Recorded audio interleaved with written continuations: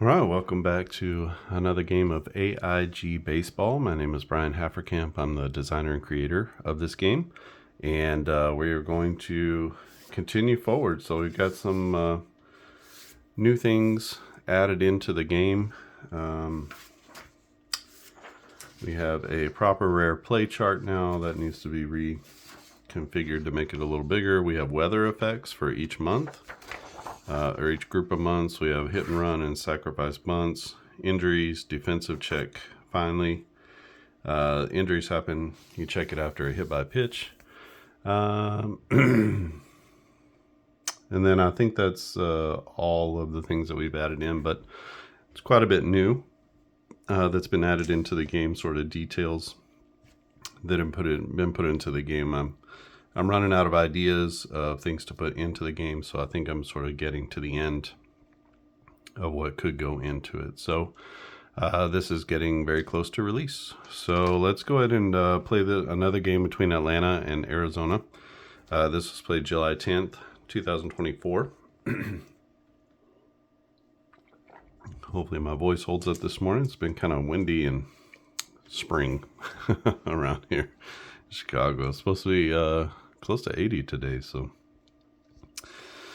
I'm going to use these as my primary die dice to read off of these cards, and then this will be sort of the secondary role if there's a ground out or a fly out or a base hit or a walk, whatever. So let's get into this one. It will be Charlie Morton against Slade Ciccone. I think that's how you say his name, Ciccone. You can see him here, and he's here against the batters. We need to switch out Rosario for Laureano. He'll play left field. Otherwise, I believe I have all the other players here. So, Jose Herrera. Let's see. Yeah. I think I have all the players. So it'll be Charlie Morton on the mound, but starting off it'll be Ciccone. And good roll here for Jared Kelenic. 13 is going to be a base knock. That will be a sharp grounder inside the first base line. You can try for second base with his XB number. It's a 72. Heck, why not? So let's try for second base. If it's 1 to 72, he'll be safe. Oh, he gets thrown out. Gosh. So a single with a fielder's choice. And he's thrown out trying to stretch it into 2. All right. So 95, that's going to be a pop-up for Ozzie Albies. And that pop-up is a 15. So routine pop up to first base. So P3. And that'll bring up Austin Riley to the plate. An 88 for Riley is right at his line out range. And so that will be a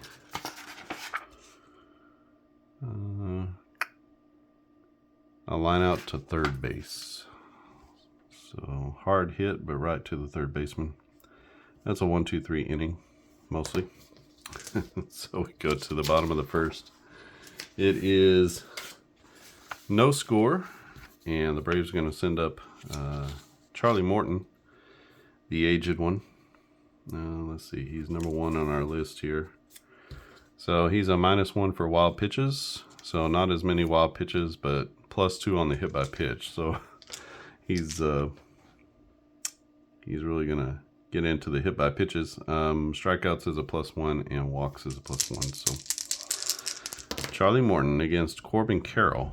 44 to Carroll is going to be into a strikeout range. That is a batter swings at an inside slider and misses. So Charlie Morton, maybe a curveball, not a slider, but breaking pitch gets him down and in, and that'll be strikeout number 1 for Charlie Morton. Out number 1 for the Snakes. Ketel Marte up 79 is going to be a fly out. And that will be, he should be batting left-handed, so that's a routine fly out to left field. but there is an error check. So we're going to check the left fielder. Left fielder is Laureano. 26 should be inside of his range. So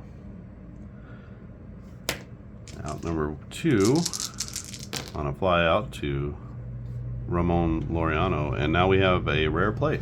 So I finally have a rare plate chart. So we got a 77.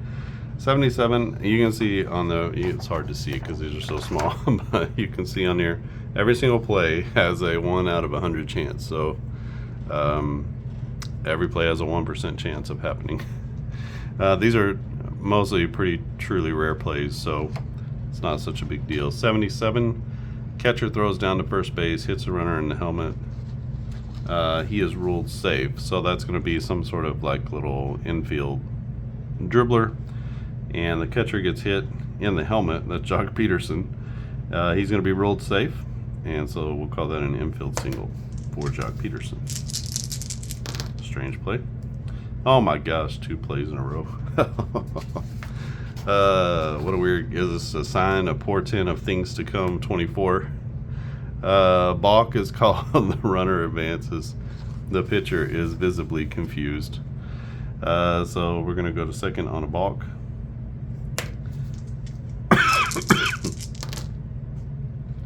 Christian Walker still at the plate, and wouldn't you know it, he's going to hit a crank. So Christian Walker is a 1 of 5 for a home run and an 86. Let's see what happens on the play. That is an opposite field home run. The fan catches it barehanded, and the crowd goes wild. So that's going to be a 2-run jack for Christian Walker to the opposite field as he takes a Charlie Morton fastball on the corner and deposits it into the stands. And just like that, Arizona is up 2-0. Couple of wild plays and a home run. So Lourdes Gurriel. This is going to be a ground out. So 62. He goes to 37 to 60 because of the +1 from Morton. So 62 is into a ground out range, and a 20 is going to be Gurriel's a right-hander. So routine 5-3 put out. That will be the 3rd out of the inning, but not before Arizona puts 2 on the board. Christian Walker gives them the 2-run lead with a home run to right field. We head to the top of the second. 2-0 Arizona over Atlanta. Atlanta sends up Olsen, Ozuna, and Duvall, heart of the order for the Bravos. 94 though is going to be a pop-up as we get an infield fly ball to the, to the first baseman. So 68. Infield fly to the first baseman. So another pop up to the first baseman. Oh, that's to the wrong team. We'll leave that there because maybe he'll pop up to the first baseman. Ozuna up next.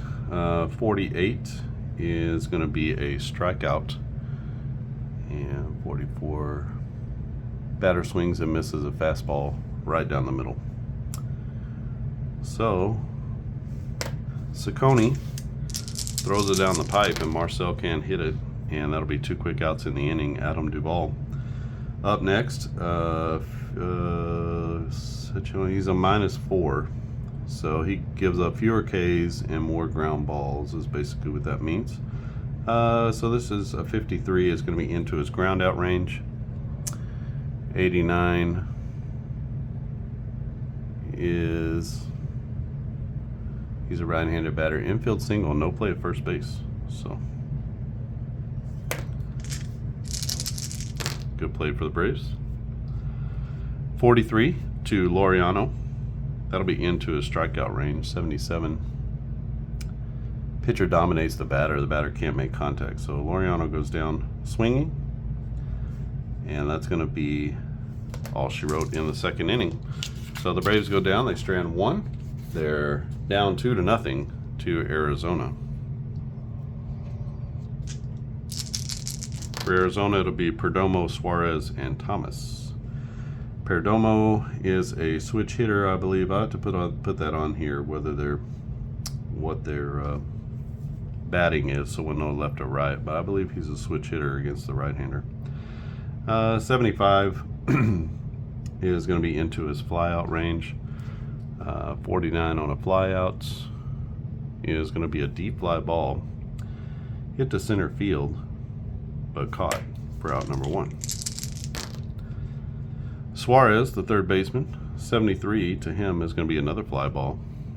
This one also a deep fly ball, this time out to left field, as they're getting good wood on it. But the park is holding it so far, and so Charlie Morton getting out of this inning quickly. Alec Thomas to the plate. A 90 is going to be a pop-up. That will be short pop between first and second, and the second baseman ranges over. Ozzie Albies ranges over and grabs it for the out.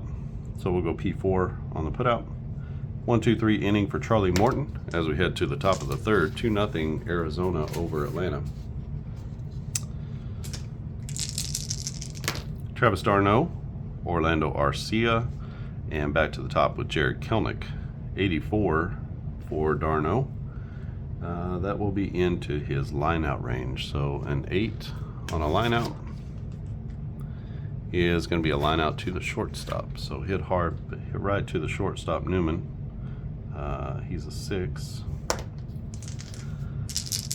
And that brings up Arcia. We had a 100 here, but we got a 29 for Arcia. 29 is into his walk range. Now, Ciccone is a -3, so 28 turns this from a walk to a strikeout, because he doesn't give up very many walks. He does give up more home runs, though. So that's going to be a strikeout, and a 100 on a strikeout. Pitcher dominates with the fastball. Strikes out on 3 pitches. Ouch. Sorry, Arcia. Back to the top of the order with Kelenic. 57 to Jared Kelenic is into his ground out range. 70 on a ground out is slow roller to the right side. This will be the second baseman. We're going to do an error check on the second baseman. 25 is decidedly no error, so we get a 4-3 put out, and that will be a 3-up, 3-down inning in the third for Ciccone, who's looking good so far against this Braves lineup. Charlie Morton comes out for the third. Jose Herrera, and then we flip over the lineup back to Carroll and Marte. Jose Herrera is here. A 58 is going to be a K's are 1, so 58 is going to be a ground out, and that ground out will be a routine 2-hopper to short, so we'll go 6-3 on the putout. And we roll the lineup card back over. Corbin Carroll to the plate. He's going to pop up. He's got to pop up. This is a pop up to shortstop. Sky high pop up to short. So we're going to go P6 on the putout. Carroll now 0-for-2. Marte stands in. He flew out to left field in his first at bat. 61 will be a ground out, and this goes to, it's a routine grounder. We're going to go 3 unassisted, as Matty Olson takes it to the bag himself. That's a 1-2-3 inning for Charlie Morton. And we have the Diamondbacks coming up, are out to the field. It'll be the top of the 4th inning, 2-0 Arizona. And it's the heart of the order for the Braves lineup: Albies, Riley, and Olson. Albies is an 81 to him. It's going to be a line out. And that line out is line out to second base. The runner would be doubled off if he was at third. But we'll go L4 on the putout. No runners on the base right now. Brings up Austin Riley. Riley is 75. That'll be a fly out. And that is a fly out near the line in the left field corner. He gives it a ride, but out in left, Lourdes Gurriel Jr. makes the catch near the line, and that's going to bring up Matty Olson. Oh boy, we got 100. So this is another rare play. A 96. Drizzle starts mid at bat. The ball slips out of the pitcher's hand and it hits the batter. Since they play indoors, we're going to ignore that and roll again. So we'll call the probably not a lot of drizzle happening in Arizona.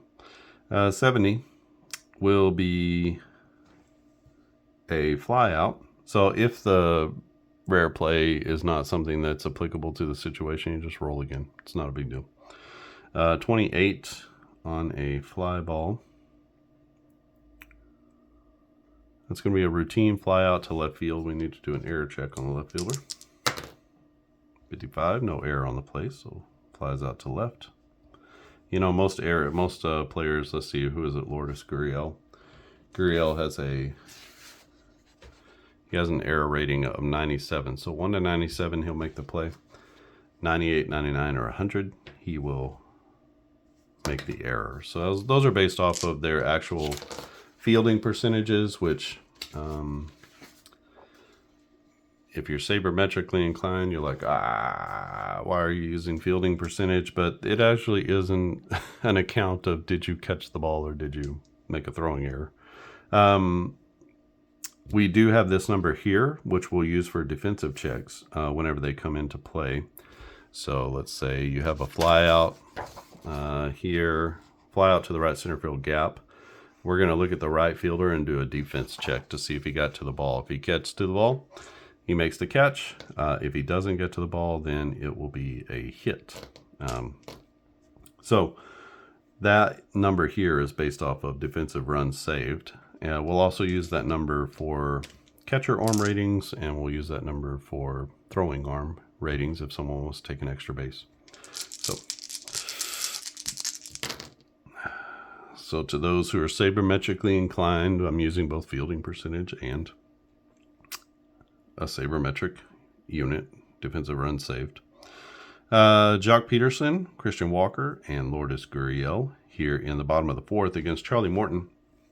Morton could go 6 innings, so he's a workhorse, at least by today's standards.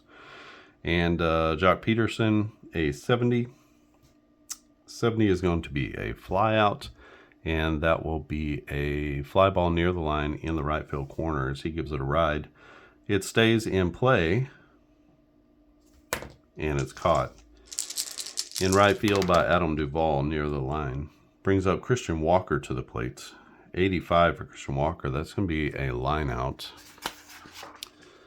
A line drive is fouled down the third base line and caught by Austin Riley. So that'll be a FO5 as he fouls out to Riley. Lourdes Gurriel to the plate. He bounced to third in his first at bat. He is going to strike out here. 10 on a strikeout. He's caught looking on a nasty curveball. Charlie Morton getting the K looking. And that's a 1-2-3 inning for Charlie Morton. Uncle Charlie throwing the Uncle Charlie. And we head to the 5th inning. Pretty quick game here, 2-0. Arizona over Atlanta. Atlanta looking to do something, just anything. They only have 2 hits in the game. And got to get it going here. This is going to be Ozuna, Duvall, and Laureano to the plates. 89 is not going to be anything worth writing home about. That's going to be a line out. Let's see. A 60 will be a foul pop. Down the third base line, Ciccone gets into his kitchen. And we're going to go foul out to the third baseman as Suarez makes a play in foul territory. 41 to Adam Duvall. That's going to be into his strikeout range. And this will be pitcher works over the batter with a series of off-speed pitches and gets him for the strikeout. So that's going to be out number 2.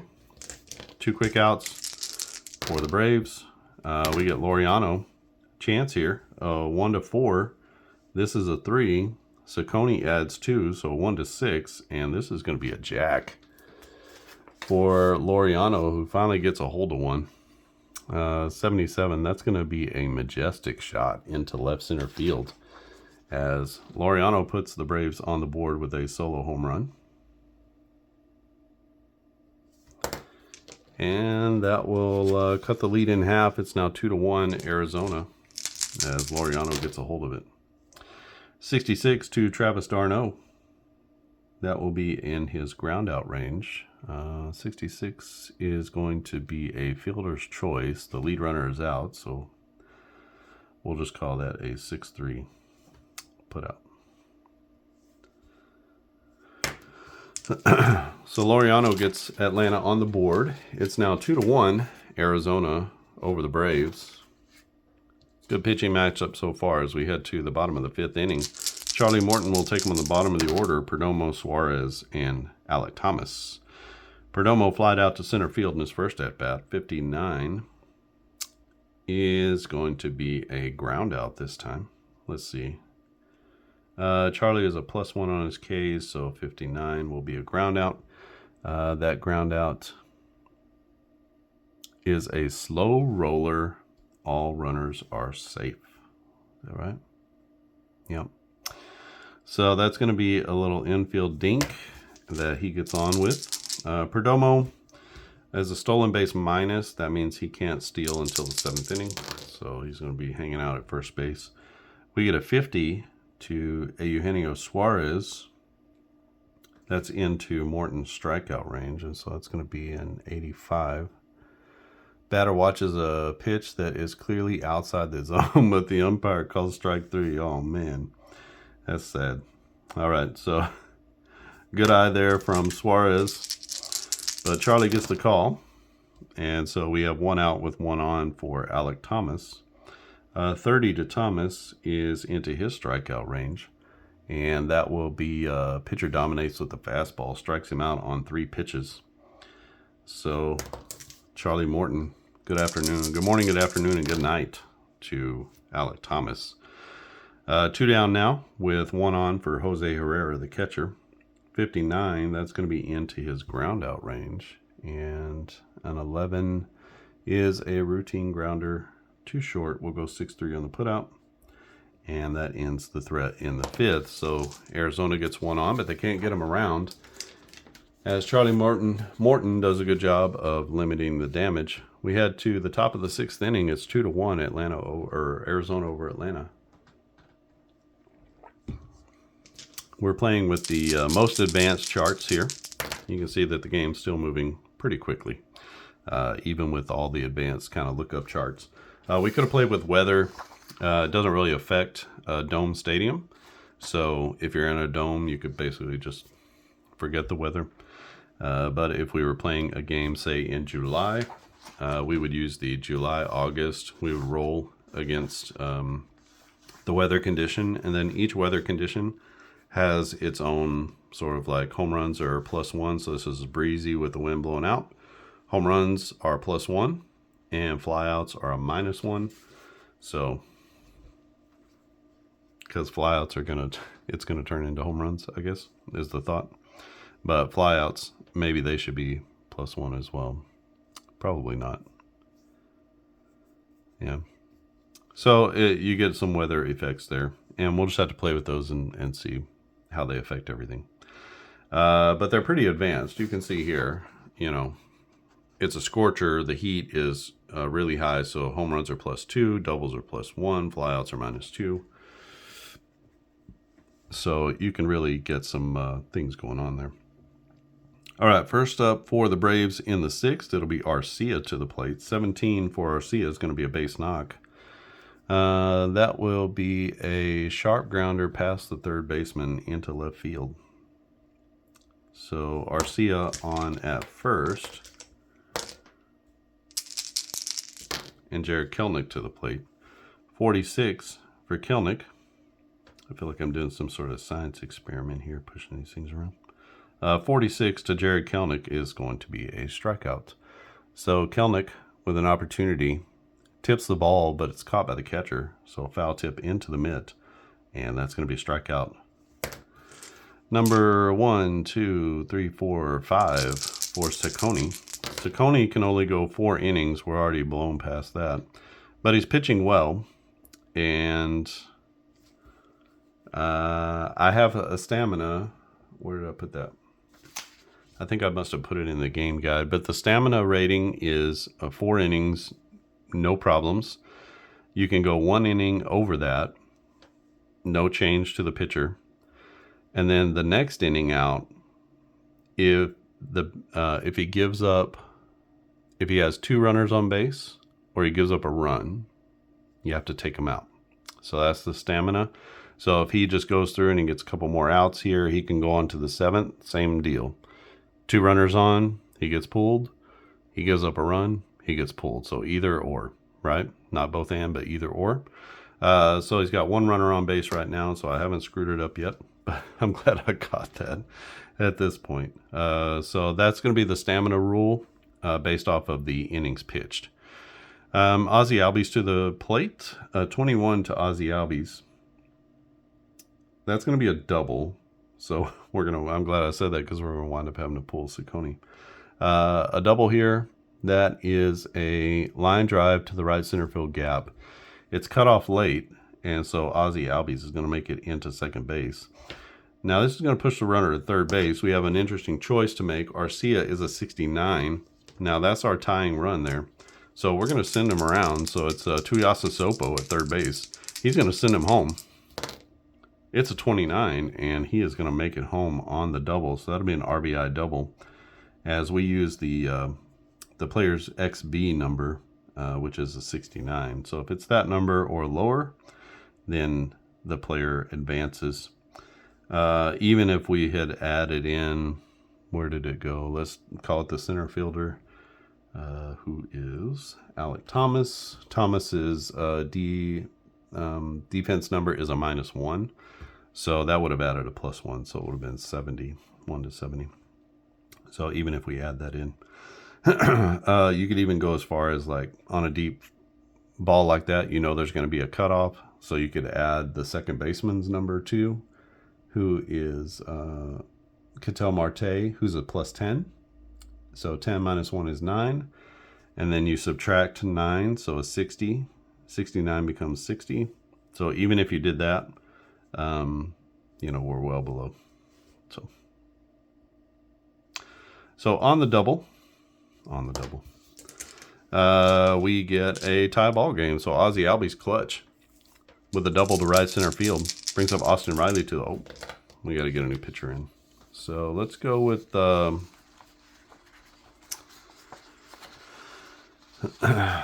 go with Joe Mantiply. I don't think he's been in the game, so we'll get him into the game. Ciccone goes 5 1/3. And so we'll get Mantiply in the game. He's a -3 to home runs, -1 to Ks, -1 to walks. So he doesn't strike out as many guys, but he doesn't walk too many either. He'll face off against Austin Riley. Riley is 0 for 2 with a line out and a fly out. He's going to add a pop-up to his resume as he pops up 73. That's going to be a sky-high pop-up. The third baseman and the catcher collide, but the catcher makes the catch. So we're going to call that P2.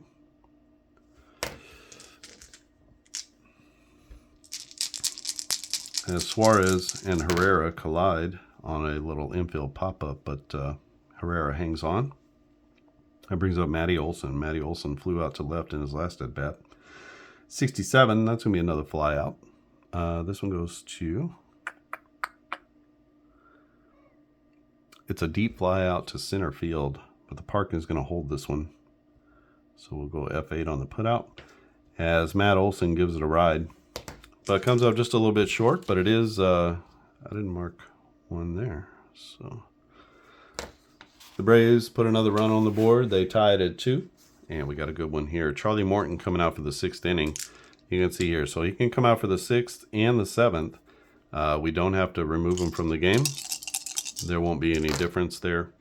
And I don't know, what is it more helpful to do it this way or to just go ahead and add programmatically just add 1 inning, and then when he goes over that, then to add the thing. So I'm just thinking about that now. So maybe that's an easier way to do this. it will be the top of the order: Corbin Carroll, Ketel Marte, and Jock Peterson. Corbin Carroll with a 99 is going to be a pop-out. And that will be a high pop-out to first base near the mound. We have an error check, so possible error on the play. Tough play by the first baseman, but Matty Olson comes in and makes the catch for out number 1. Next up is Ketel Marte. Charlie Morton is a 0 on his homers. Marte is a 1 to 6. We have a 5, and that is driven. It is pulled. It's a laser down the line, and it leaves the park in a matter of seconds. So Ketel Marte with a rip down the first baseline. It stays fair, and that is a home run. So Charlie Morton gives up the lead. He leaves a curveball a little bit too much over the plate, and that'll bring up Jock Peterson. 3-2 lead now for Arizona as Peterson with a 78. That will be a fly out and a 38 on a fly out. That's a deep fly ball to right field, but it's going to stay in the park. Catching it in right field is somebody, Adam Duvall. And to the plate is Christian Walker. Walker 1 for 2 with a 2-run homer. He is going to pop the ball up here. And that will be a routine pop-up to the third baseman as Riley waits under it, and he makes the catch. P5. He makes the catch for out number 3, but Arizona puts one on the board with the laser beam home run from Ketel Marte, a P-rod to right, and it is 3-2. Snakes. Let's try to get one more out of Joe Mantiply. He only went 2/3 of an inning. So he can go 1, and then again, the next inning is okay. So a 38 goes to who? Ozuna, Duvall, and Laureano. Ozuna, a 38, is going to be into his walk range, but we have a -1 on his walk, so it becomes a 37, which makes it a strikeout. So a strikeout for Ozuna, and that'll be out number 1. Batter swings and misses at a high fastball. Feels very Ozuna-like. He likes those high fastballs. Some majestic home runs from him. Become one of the premier power hitters in the league over the last 4 years. Adam Duvall, 1 for 2. He's got a single and a strikeout. A 49 for Duvall will be into his K range. Mantiply is a -1, so he actually is a 49. 17 on the strikeout. Batter is fooled by a sharp breaking ball. Swings and misses. So back-to-back Ks for Mantiply here in the 7th inning. Ramon Laureano to the plate, an 80. That will be a fly ball. Goes out to fly ball near the line in the left field corner. So this one hit high to left field. It's caught in fair territory, and that's going to be a 1-2-3 inning for Atlanta. So we go to the bottom of the 7th inning. 3-2 is our score. We got Charlie Morton still on the mound. He'll face off against Gurriel, Perdomo, and Suarez. Again, this is sort of his bonus inning, so no change to him. And no special, rules to take him out of the game.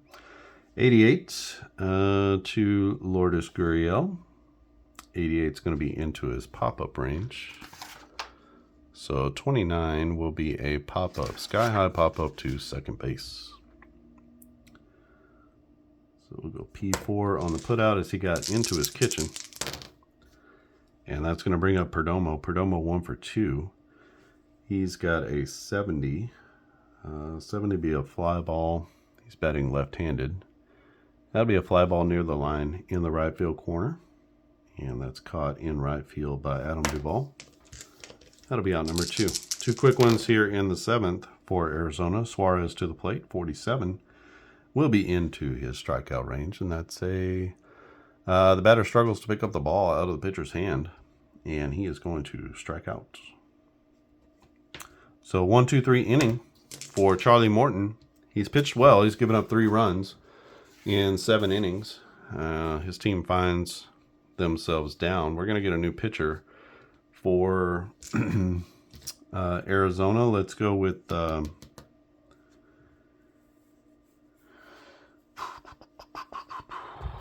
who do we go with? Let's go with Ryan Thompson. How about that? So Ryan Thompson, he goes 1 2/3. Excellent performance from Joe Mantiply. I believe he's a left-hander coming out of the bullpen. And we've got Ryan Thompson here. -1 to his home runs, -4 to his Ks, -2 to his walks, -1 to the hit by pitch. So most of these guys, if there's a hit by pitch, it's not going to happen. So we go with d'Arnaud, Arcia, and Kelenic to the plate. d'Arnaud, a 51. So he's a -4.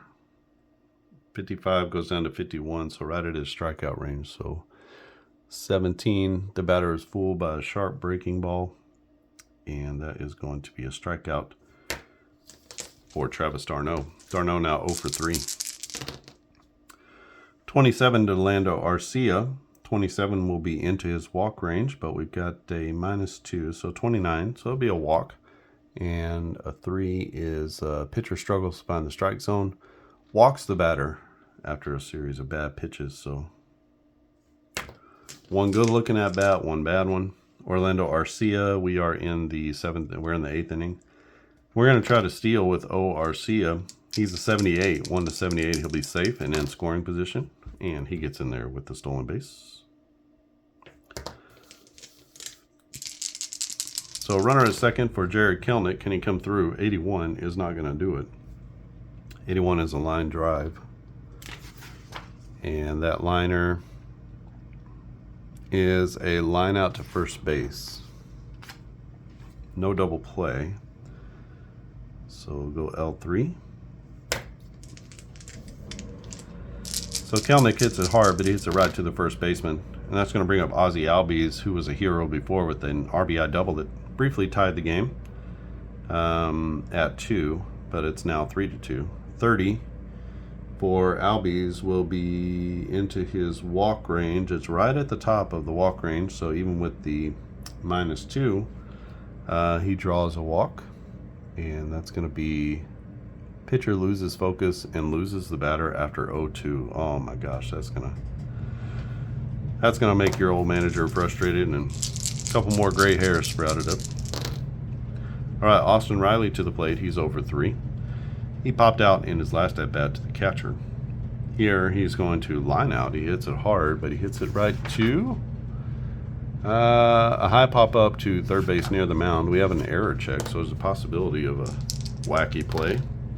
33, there's no error, so we go P5 on the put out as he pops up yet again and can't come through with 2 on and 2 outs.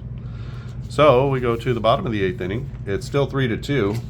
The Bravos are going to make a pitching change. Got whacked the camera there, sorry. Let's go with Joe Jimenez. I like Joe Jimenez. Terrific pitcher, sub 3 ERA last year.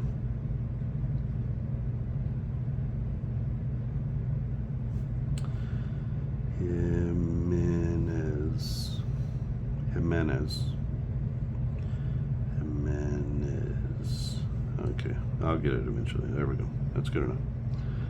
All right, Charlie Morton, 7 innings, strong. He's down though by 1 run. Could be the tough luck loser here. At the very least, he's going to be he's going to get a no decision at the very best. Let's see what Joe Jimenez can do. Jimenez is a -2 on home runs, -1 on wild pitches, and a +7 on strikeouts. So expect quite a few strikeouts here.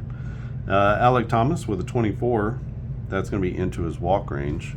He's a 0 on walks, so perfectly average. So just as I talk him up, he comes out and walks the first batter. 57, that's your run-of-the-mill working account.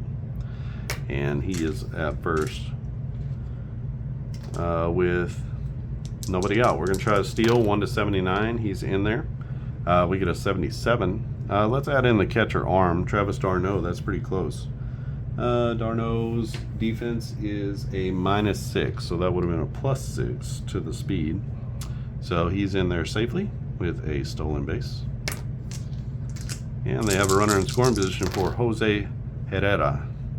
A 20 for Herrera is going to be a double. So a 96, that's a line drive off the wall. It's close to second base, but the batter makes it in safely, and that's going to be an RBI double for Jose Herrera, the backup catcher. I don't know if he is the backup or not. I think so. Gabby Moreno got most of the time. Don't know what the situation was when he came in for the year when he was hurt. So Corbin Carroll to the plate, 88. That's going to be a pop-up. And this will be a pop-up to a jam shot, a soft pop-up to the shortstop. So just a little P6. No double play or anything, just a pop-up to the shortstop, so Herrera gets back to second base. Marte to the plate with 1 out and 1 in scoring position. A 65 to him is going to be a ground out, and that goes to 28. So that'll be a routine 6-3 put out. So on our base running rules, if there's a runner on second only, the runner holds unless the ball's hit to the right side. So we have a hit to the shortstop. So he looks the runner back, and good throw to first. So Marte is out, and that brings up Jock Peterson. Oh boy, we got a 7. So home runs are -2. We're looking at Peterson. A 7 for him is a hit by pitch. We have a hit by pitch of 0, so he plunks Jock Peterson. And that will put 2 on with 2 outs for Christian Walker. Come on, low ones. Christian Walker, this is a 9. That's into his single range. Not going to be a low one. Line drive to center field. Extra base check to advance. So with 2 outs, he's going to go to third. And with 2 outs, he is going to score. We're not going to try to advance him to second base. So it'll be Lourdes Gurriel Jr. to the plate. 2 runs are in here in the 8th inning. It's now 5-2. 57 for Gurriel is going to be into his strikeout range. Jimenez definitely makes that into the 60s. So big strikeout range here. 32 on a strikeout will be batter swings and misses on a slider that drops out of the strike zone. So that's going to be big out number 3. But not before Arizona puts 2 more on the board here in the 8th. So Arizona with a 5-2 lead. They're going to bring in their closer, Sewald. Paul Sewald.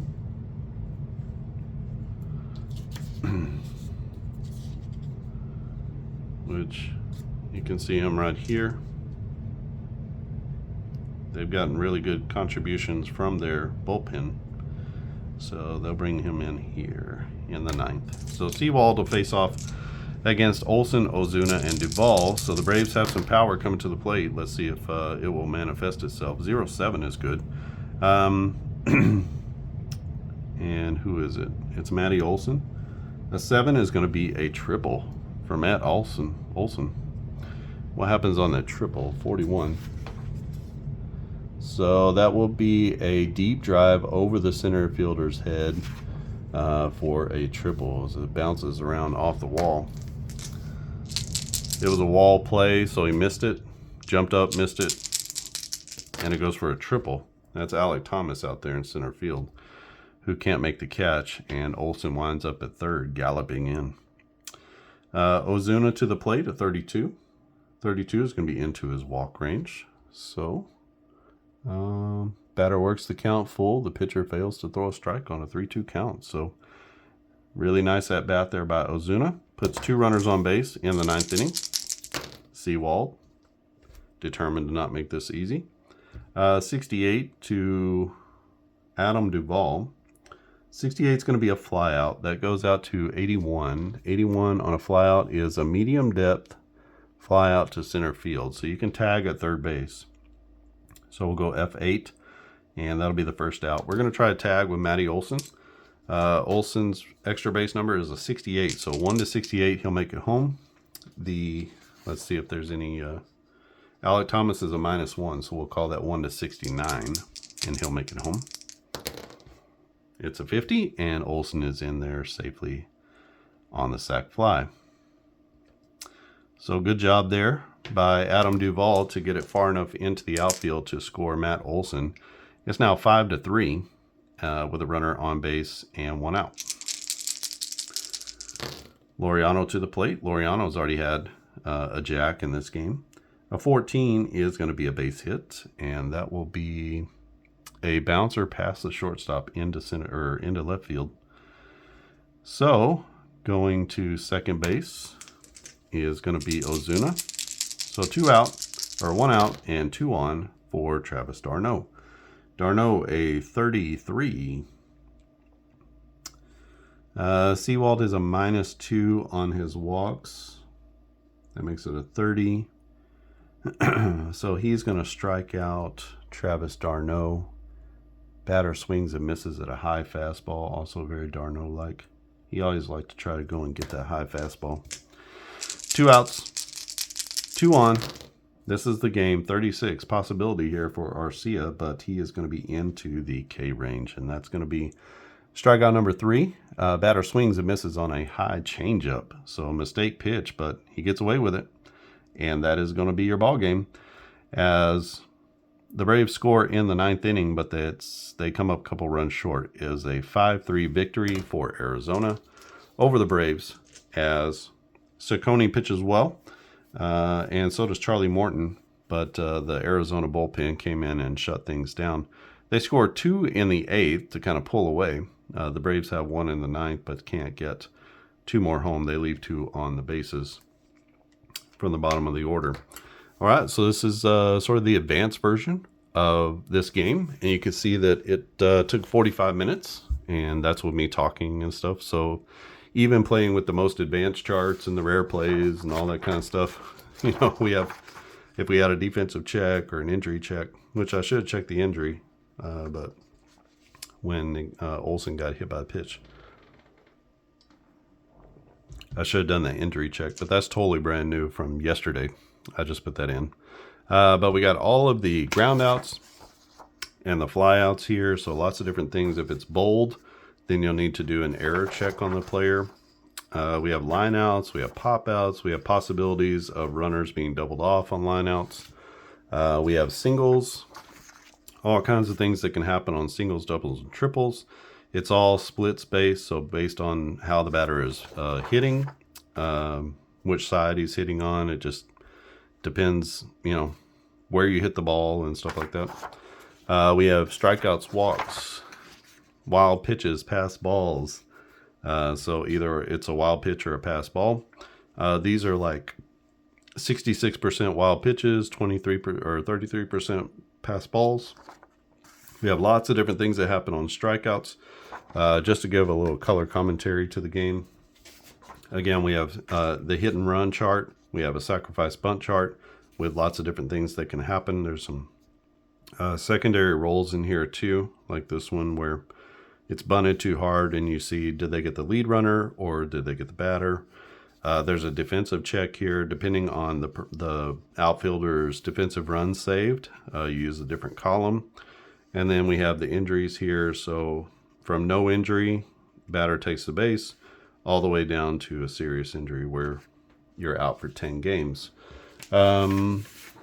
We have rare plays. Like I said, it's 1 to 100. I'm going to have to reformat this a little bit. When I did the new ones, it shrunk everything down too much. So we have this. Basically, this is the same paper, or same side. I just put the rare plays on the back side of it. So I have to reformat all my charts just to make sure that everything fits well.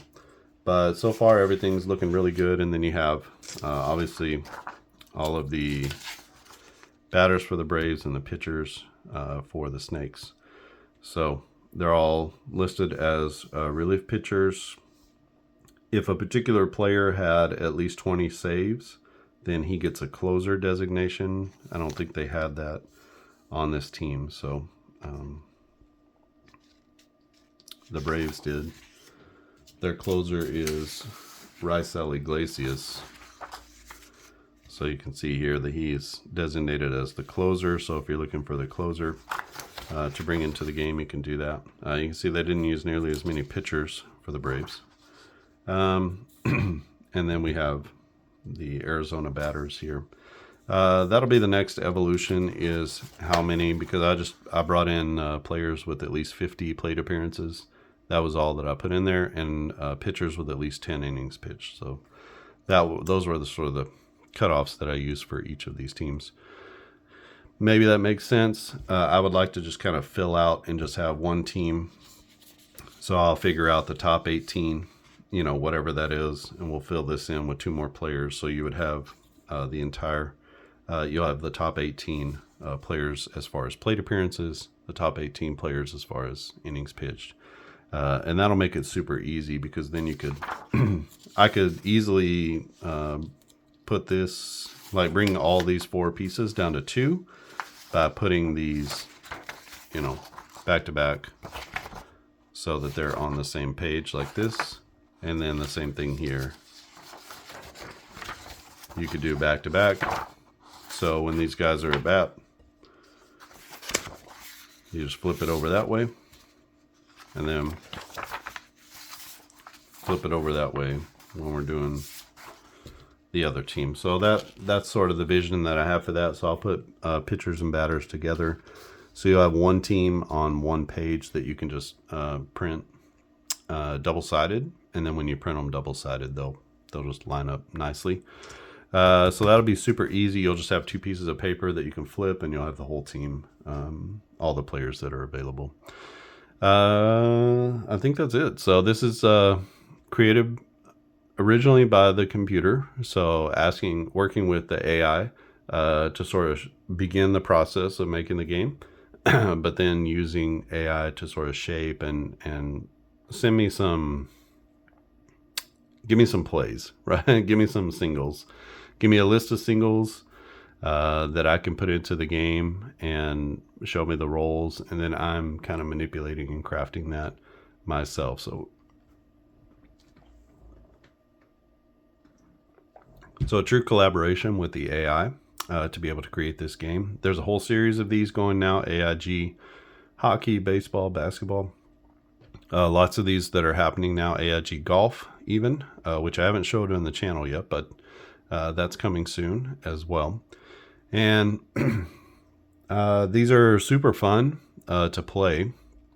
They're mostly solo, and so they're built for solo gamers. And I'm sure you could play, not solo, but they're built to be able to be played solo. So that's a key part of our hobby is mostly guys and girls who are playing solo. So that will work perfectly.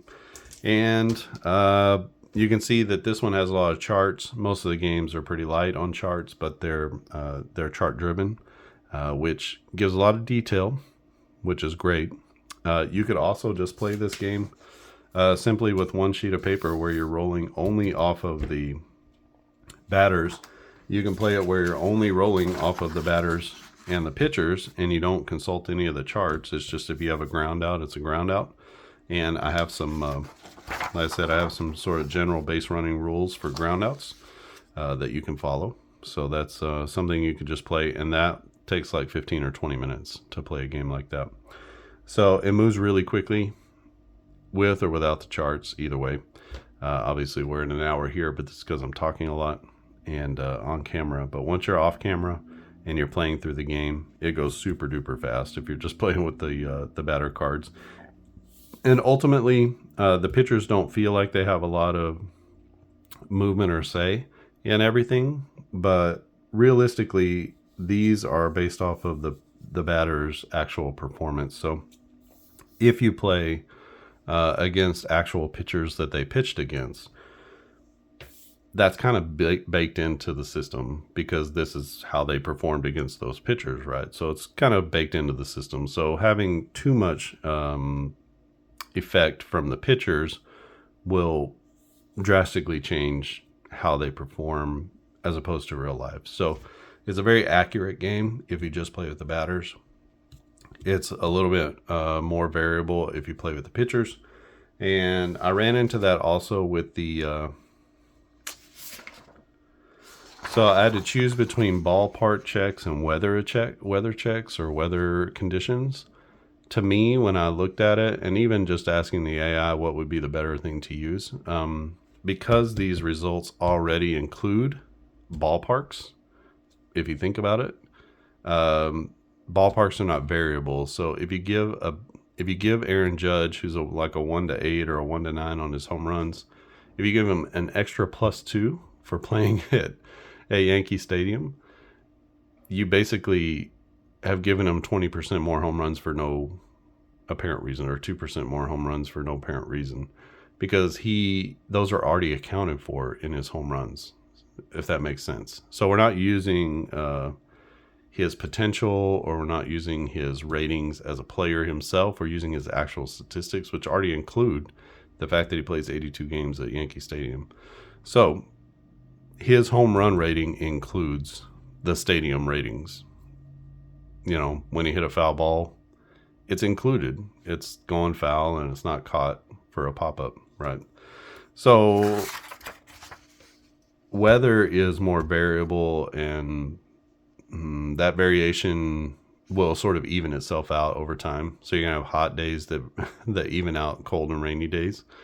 So with the weather, there's more variation, but there's also a better chance that those things are going to even out and not affect the player statistics quite so much. So that's why I went with weather and not ballparks. So if anybody's wondering where the ballpark effects are, and if you want to look at your favorite game, it will change player statistics if they haven't taken the ballparks into account already, if they're just sort of layering that on top of everything. But if they've taken it into account, the designer has, then it should have, even itself out. But there was a way in this game that it could have like really skewed, especially home run statistics. So went with weather instead, and I think weather will create some excitement and variability without like drastically changing any of the player statistics. So if you have any questions or comments about this game, just leave them down in the comments section. Happy to answer any questions that you have. If you'd like to play this game, just send me an email to clarkandaddisongaming@gmail.com. I'll also be releasing this game soon. I think, like I said, I'll clean up the charts, but I just can't think of anything else necessarily that should be added into the game. If you know of something that is missing from the game, from what you've seen me play, just leave it down in the comments or send me an email, and I'll be happy to look at adding those in and layering those in. So this game is super easy to play. 2 rolls, and you're done with almost every play. Base running is in the game now. Fielding is in the game now. So it feels to me like it's almost complete. If you haven't subscribed to the channel, click on subscribe. You'll get notified of new content whenever it becomes available. If you like what I'm doing here, give it a thumbs up. And if you really like what I'm doing, then go to clarkandaddisongaming.com and check out all the other games that I have. There's a free section where you can download demos for some of my games, as well as free resources for baseball, basketball, football games. And also, most of my games are between $5 and $20. So they're all PDF off of clarkandaddisongaming.com, and they'll be delivered to you instantly. You can download it right there from the website, or if you're not in a place where you can do that, you can wait until you get an email, and inside that email should be a download link to your game or games, whatever you bought. That we have one physical product, and that's On Base Baseball Pocket Edition. The Pocket Edition is a small card deck size game, and the entire season comes in the size of a deck of cards, so it truly fits in your pocket. You can play out any of the seasons that we have. So we have, I don't know, we're up to 5 or 6 seasons now. 1975, 1980, 1986, 1991. What's another one? 1991, maybe 1967. I can't remember if I have the 67 season already. I'm working on 2000. We have 2024, 2023. So lots of seasons available at this point. And every time I make a new on-base baseball season, I'm going to make it in the Pocket Edition as well. So 2000 should be coming up pretty soon. I also have another really detailed baseball game called Precision Baseball, which you can check out. I have the 2024 season and the 2023, or no, 2023, 2024, 2023, and 2003. So that game will only go back as far as 2003. So sorry for anybody who loves to play baseball from earlier eras. It's just because it uses a lot of StatCast data.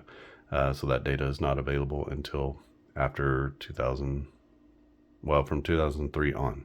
So that'll be my window from 2003 till whenever we stop making seasons. For that, I don't anticipate stopping. So I'll be making the new seasons for that and trying to fill in between whenever I can. But that game is highly detailed, even way more detailed than this one is. And still working on a new kinetic fielding system for that one, which should be interesting to play. And just always a lot of irons in the fire, so I'm just working on some little things here and there. Like I said, I'll show golf eventually on the channel. It's getting very close. A couple people are playing it right now, and I really like it. I think it's super interesting the way that it has turned out, and it has a very similar feel to this, kind of with a carded layout, but it's more like the holes of the golf course are here. So I've made Augusta National, and I've made a few, like the top 4 players in the world. So you can play around with them. It's kind of cool the way it happens, but it's more of like a sit and watch it play out kind of thing. So that'll be coming soon. There's a race game. You can find that video here on the channel as well.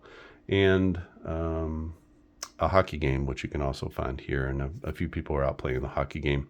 So that one is actually getting pretty close to completion also. All right, so lots of things happening here. If you have any questions or comments, like I said, just leave them down in the comments section or send me an email to clarkandaddisongaming@gmail.com, and be happy to chit chat with you or talk to you. You can also join the Facebook group. Go to Facebook groups and look up Clark and Addison Gaming Company, answer a few questions, agree to the group rules, and I'll be happy to let you in. And then you can take part in the conversations and ask any questions you have directly there. I work online, so I'm usually paying attention to things throughout the day. So if you have a question, feel free to pop that in there to the Facebook group as well, or send me a message through Messenger, and happy to connect that way also. All right, so the Braves go down 5-3 in this one as Arizona puts up a couple of late runs. Atlanta has a run in the 9th on a sacrifice fly, but they can't get 2 home with 2 on to tie it up. So they come up just a little bit short, but this was a really good game between Atlanta and Arizona. All right, I think that's it from here. Thanks for watching, and I'll see you again next time.